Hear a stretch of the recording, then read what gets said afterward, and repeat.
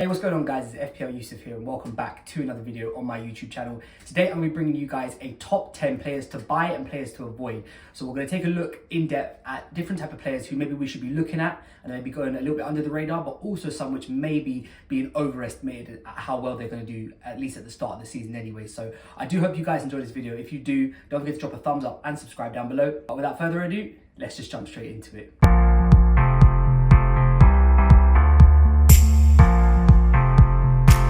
Okay, welcome back guys. Thank you so much for being here with me today on my YouTube channel for another video.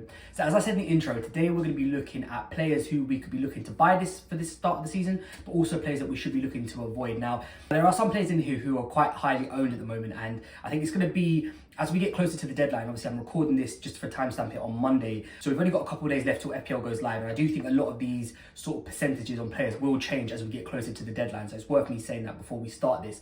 But we'll start off with the players to avoid first. So there are some players in here who are still really high owned, and I don't think that their percentage kind of warrants it to be, so we're going to discuss that in a lot of detail. So we'll start off first with Kelleher from Brentford. Now, he currently is still really high owned. He's about 26% at the time of me recording this video, which I still don't understand how.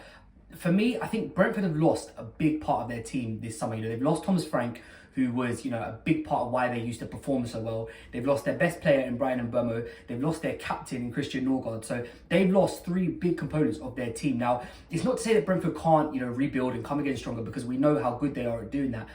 It's just, it may take them some time to sort of get into a swing of things. Now, Kelleher himself is actually a very, very good goalkeeper. And I do think, as I said before, as we get closer to the deadline, we'll see his percentage change. Obviously, Dubravka's gone to Burnley now, so we've got a 4 million playing goalkeeper, hopefully. So I do think you'll see his percentage go up, and, you know, Kelleher's naturally drop. But even if they had kept Thomas Frank, they had kept Brian Mbeumo, they kept Norgard, Brentford aren't a team notoriously good for keeping clean sheets. They'll get you some here and there, but it's never anything that's at least over a consistent basis. And I think most people who are probably buying Kelleher are probably using it as a rotating goalkeeper strategy, which for me, I've spoken about this in a video before. I don't really like that, because usually what happens is you bench the keeper who's got the worst fixture, and if they do keep a clean sheet, they're the ones who get sort of double-digit points. So it's always difficult to try and predict which keeper's going to go off on whichever given game week. But I just think for me, Kelleher, the defence he's playing in, you know, I do think Brentford are going to struggle this year. I just think he's an active avoid. I think there are a lot of better keepers out there at 4.5 million. You know, Bart Verbruggen's the one that stands out to me, especially with the start of the season they've got. But also, I think, you know, if you wanted to pay that extra 0.5 million, there's so much more range between the 4.5 and 5. There is just owning Kelleher. So yeah, he's the first one up, and probably the most one I would say avoid the most out of all of these players. Okay, second on this list is one that you probably could already guess, and that is Alexander Isak. Now, I'm not sure what's going to happen with him. He's still, you know, fairly high owned for somebody who has had so much uncertainty around him. At the time of me record this, he is still currently a Newcastle player. Newcastle haven't looked good in pre-season, it must be said. You know, they haven't had a good run of things. Obviously, I don't think the stuff with Isak's helping them necessarily. If he does stay after the deadline, is he going to come straight back into the team and just start firing? I mean, he's good enough to, you know, we all know how much quality he possesses. I just do wonder what is actually going to happen with him, and whether he'll be at Newcastle come the transfer window shutting. Obviously, there was interest with Liverpool. I don't know if they're going to go back in for him or not. You know, Ekitike played in the FA Cup Community Shield yesterday, which, you know, Liverpool did lose, but Ekitike looked very good. He got himself a goal. Probably should have had more, you know, if a brace, if not at least a hat-trick. So he was looking very promising up front for them. But I just don't know with Alexander Isak whether or not A, Liverpool will come back in for him, or B, if he does stay, how he's going to fit back into that team and how things are going to run at Newcastle. I think for now, there's just too much uncertainty, especially as we're only 4 days away from the start of the season, which I don't think he will be there for game week 1. So yeah, for me, Alexander Isak is a complete avoid. His price is way too high, and there's just too much uncertainty surrounding him at the moment. Next up is somebody that I've done a little bit of a U-turn on. So he still currently is the highest owned player in FPL, and that is João Pedro. However, as time goes on, I just wonder, with the amount of options Chelsea have in attack, is he going to be playing 90 minutes? And for me, that is kind of a big thing. Like, we all know that Chelsea got a great start to the season. They've got a good fixture run. He's had a good start to his Chelsea career as well, you know, in pre-season this year, but also, you know, Club World Cup, he played really well. I just do wonder if about the 65th minute, he's going to get pulled off and Liam Delap come on. You know, Delap come on for him yesterday and came off and got a brace. So it just goes to show you that that option is always there. But also, if João Pedro does go through a little bit of a rough patch where maybe he's not scoring, he's not creating chances, then is there an option that, you know, Liam Delap comes in? But at the time of recording, Nicholas Jackson is still there as well. So it is hard. Obviously, you know, he can play other positions. The number 10 role, is he going to get above Cole Palmer? I don't think so. out on the left-hand side, you know, Bino Gittins look very good. They've got Esteval, they've got Pedro Neto. They've got so many attacking options, which is kind of why I've gone from somebody who, looking at him at 7.5 million, I think is a great price for him if he started and got 90 minutes. But I think the big thing for me is I don't know whether I can guarantee that he's going to get 90 minutes. And that for me is a problem. I think for like most of us, we kind of look at things and think, okay, well, he's got good fixtures. Even if he gets the sort of 70-minute mark, there's still enough time. But actually, do you know what? You want as many players to be playing 90 minutes as possible because they're going to give you the best chance of getting points. So yeah, João Pedro for me at the start of preseason was somebody that I was really high up on. But as preseason's gone on and as time has gone on, he's somebody that I'm sort of doing a little bit of a U-turn on, and I am sort of questioning whether or not I'm going to have him in my game week 1 squad. Okay, next up is a duo. We're going to put both of them in here, and that is Cliver and Semenyo from Bournemouth. Bournemouth have not been good in preseason at all. Cliver is currently still flagged on FPL, so there may be an injury with him. Semenyo obviously does have the open play threat, but I just think Bournemouth aren't playing the way they were last season. You know, they've lost a lot of their defence. The keeper's gone, Hoyson's gone, Kirkers is gone. He's looking like Zabani's going to be heading to PSG. So that's four out their back five, which are going to be gone straight off the bat. Cliver's injured, which means it's sort of going to be about half the team, which is going to be changed from what it was last season. Obviously, last season, for a sort of good 7-8 games, they were on fire. They were scoring goals, they were winning games. But I just don't think that they're going to start this season off that well. But also, they are playing Liverpool on the open day of the season. Now, like I said, they are missing a lot of their defence. They haven't looked good in pre-season. And I do think Liverpool could end up scoring 2-3 past them in that fixture. So for me, maybe we look at them down the line, obviously when their fixtures turn a little bit for the better. But right now, I think Semenyo, Cliver, I think any Bournemouth player is just a complete avoid.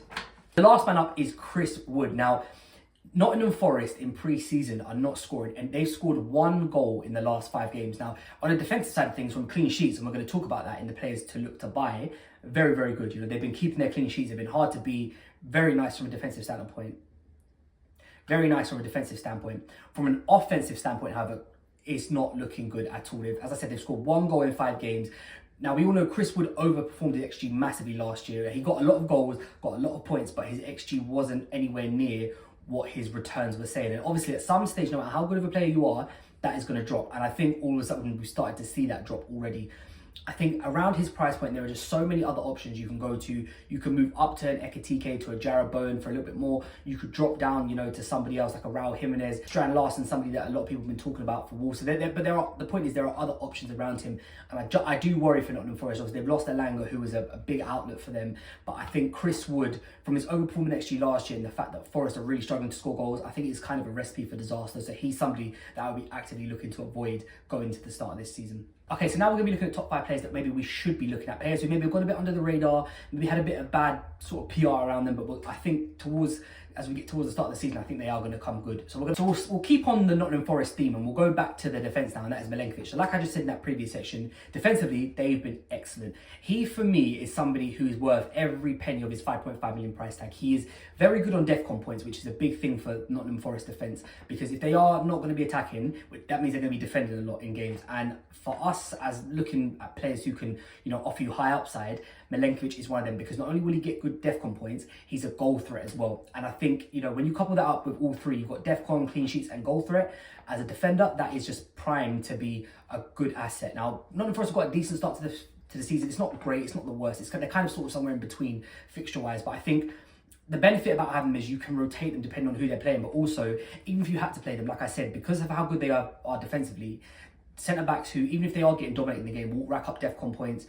Milenkovic obviously does have a goal threat as well. So for me, he is a very good pick. And I think if you are looking at Forest, look towards the defence, not so much the attack. We'll stay on the theme of defenders, and we'll go to a new signing for West Ham, and that is, believe it or not, El Hadj Diouf. Now, this young man here is a left wing back, but he looks excellent. So they've obviously got a great fixture to start the season off against Sunderland. So you expect them to get off, West Ham to get off to a good start. But down that left-hand side, he is crossing balls like no one's business. He's just putting them in. Thing is, Fulkrug and Bowen are both getting on the end of it because they're coming to the back post. You've got Fulkrug who's sort of dropping off, but Bowen is playing sort of like a right forward role. So he's always around the back post anyway. And I do think he's going to be a recipe for success. So he's 4.5 million, which is, again, a very affordable option. Now, West Ham do have a sort of mixed bag of fixtures, but if you pair him with an Aston Villa defender, Konsa, Digne, someone like that, they do rotate very nicely, West Ham and Aston Villa. So you could always start one and bench the other. But I do think at 4.5 million, to have a rotating pair, somebody who's got a great delivery as well, I think he's going to be very, very, very good value for money. But also, a lot of people are really high on Aaron Wan-Bissaka, which is why percentage is so high. Whereas Diouf, I think, has got a better attacking threat, which means more chance of assists. Might not have the DEFCON points, but if West Ham keep a clean sheet, both of them are going to get it. And he's way less owned. His percentage is very, very much sort of around the 4-5% at the time we're recording this, which means he's a differential already going into the start of the season. So I do like him. Like I said, you compare him with an Aston Villa defender to rotate, but for me, even if you had to play him, just for the attacking threat he's shown so far, he looks very, very promising. Okay, next up is Ollie Watkins from Aston Villa. Now, he has started pre-season very well. He's been scoring in a lot of the games that they've been playing. He's looked very good, looked very sharp, and he's obviously going to be starting from the start of the season this year. Last year, obviously, there was a little bit of talk about whether he'd start, whether he wouldn't start. Obviously, he had competition with John Duran. This year, he is their sole striker. There is a chance that he's on penalties, which obviously is great. He hasn't got the best record. It's not the worst. It's not amazing. He scores some, he misses some. It's just kind of average, but we can't guarantee that as of yet, but I think that if he does have penalties, it's just another route to points for him. It's just another opportunity to score goals for him. And I do think, regardless, he's going to score goals. Obviously, Aston Villa have got a great start to the season. I'll start first, which usually I would say on paper is a bit of a tricky one, but due to how they've started the pre-season, I'm not so sure. They followed it up with Crystal Palace, Brentford, Everton, these type of teams. So there could be goals there for Aston Villa to start off the season. And I do think that, if it's going to be anyone, it will be Ollie Watkins as their main number 9. There should be no rotation with him this year. He should be having that spot locked down. So yeah, I do like him. 9 million as well. He's a great price point to sort of move to the likes of Gyökeres, Ekitike if you want to, switch up in a couple of weeks' time. So yeah, I do like Ollie Watkins. And for me currently right now, he is in my game week 1 starting team. Then we'll move on to his Aston Villa teammate. Now, I have to say, Morgan Rogers at the start of pre-season was somebody that I was not on. I did like the price point he was at. 7 million I thought was just a little bit too much. I thought if he was about 6.5, might have been more justifiable. When you hit that 7, I just was a little bit unsure about him. However, my mind has changed. With Aston Villa, I think that there are 2 players who you can pretty much guarantee are going to start most games. Morgan Rogers and Ollie Watkins. And usually, if Aston Villa do score, there's a high chance one of them is going to be involved, if not both of them. So yeah, he was somebody, like I said, at the start of the season, wasn't really looking too much at. I did think that his price point was a little bit high. However, my mind has changed, and I do think he's going to be a great value asset. Same as Ollie Watkins, obviously got a fantastic start to the season as well. Got good open play fixtures, but also if he plays in that number 10 role behind Watkins, it just makes his attacking threat that much more certain. Now, obviously, you're not going to get DEFCON points with him because he doesn't really track back, but the upside that he has on going forward, I think it's more than worth it. And I just think that them two as a little pairing, as a duo, for at least the first 7-8 game weeks, they're 2 people that you can just leave in your team, know that you can start them every week if you need to, and that there's a high chance that they will do something as well. Last up on my list is Jean-Philippe Mateta. Now, this is somebody that I don't think anyone looked at the start of the season. It's partly because of their fixtures. Obviously, they've got Chelsea up first, Nottingham Forest, Aston Villa. So they've got a tricky start to the season, but then they have Sunderland in game week 4, which is a nice fixture. However, with the way Crystal Palace have been playing this pre-season, and Mateta in particular, he has been on fire. Now, I said in one of my previous videos, if Eze stays, Mateta is definitely a viable option. And I think after watching the Community Shield yesterday, it just goes to show that Mateta can score against anyone. He had chances. He obviously got a penalty against Liverpool, which scored it. But Crystal Palace were making chances despite the fact it was Liverpool. That's probably going to be one of the hardest games they have this season, and yet they were making chances. They won the game in the end on penalties, but they should have won it through open play goals, because in the second half in particular, they really kicked on again. It's just sort of made me look at Mateta very differently, to think that actually, are we all overlooking him? He's about, I think, around about the 7% own mark at the time we record this video, which is incredibly low. Now, I know there are other options around strike. Obviously, you've got Gyökeres, Ekitike, Haaland, Watkins. So there are a number of players around his sort of price point that look at, like, you're sort of trying to fit him in versus them. But I think the sort of rough 1.5 million saving on him, I think could definitely go a long way across the rest of the team. But I do think that he's somebody that could start the game with, or at least start the season with goals. And I think that Chelsea fixture in particular, I think, put a lot of people off. However, Chelsea going forward are very different to Chelsea defensively. And I think, obviously, they've lost Levi Colwill now, which is a big loss for them in the centre of the park, which is where Mateta's going to be, predominantly based.